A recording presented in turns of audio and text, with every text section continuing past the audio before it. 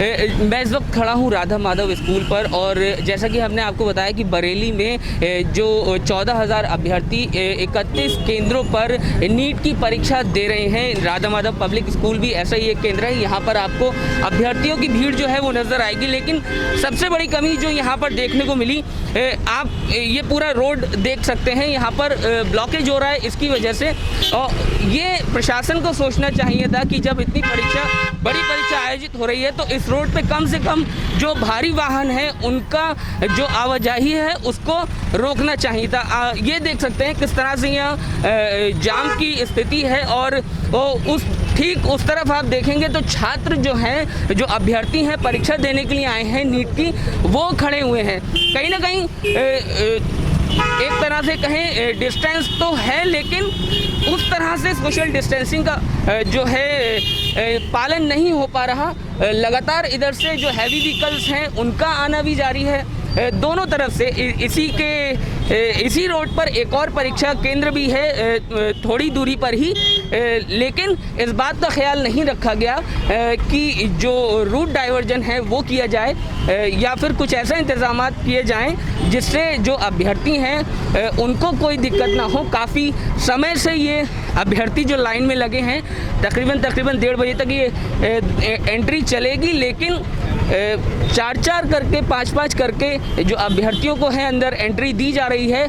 ऐसे में काफ़ी समय से वो लाइन में लगे हैं, और फिर स्कूल के बाहर, सेंटर के बाहर जो भीड़ है वो जमा हो रही है, जाम लग रहा है, हैवी व्हीकल्स का आना जो है वो लगातार जारी है, जिससे जो खलल है परीक्षा में वो पैदा हो रहा है। इतनी बड़ी परीक्षा है, प्रशासन को ये बात सोचनी चाहिए थी कि इसका कोई ना कोई इंतज़ाम जो है वो किया जाना चाहिए था। मेरा बच्चा यहाँ पर नीट का एग्ज़ामिनेशन देने आया है, लेकिन यहाँ पर जो देखने को आ रहा है कि इस रोड पर हैवी लोडेड व्हीकल, जिनमें कि रेते से भरी ट्रॉली हैं, पैसेंजर्स से भरी हुई बसें हैं, वो बहुत ही मात्रा में निकल रही हैं। ऐसे कमर्शियल वाहन निकल रहे हैं जिनको कि रोका जा सकता था, इनको डाइवर्जन दे करके किसी दूसरे रूट से बरेली में एंटर या बाहर निकलने के लिए कहा जा सकता था, जो कि नहीं किया गया है।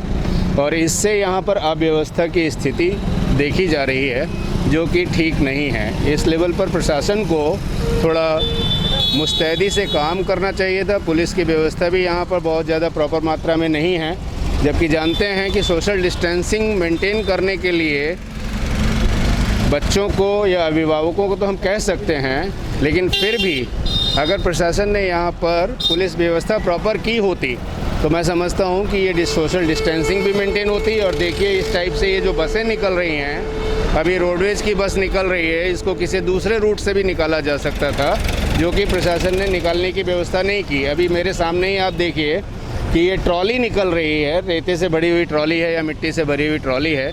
इन सबको दूसरे किसी मार्ग से, दूसरे किसी एंट्री से शहर के अंदर जाने के लिए बोला जा सकता था या डाइवर्जन दिया जा सकता था।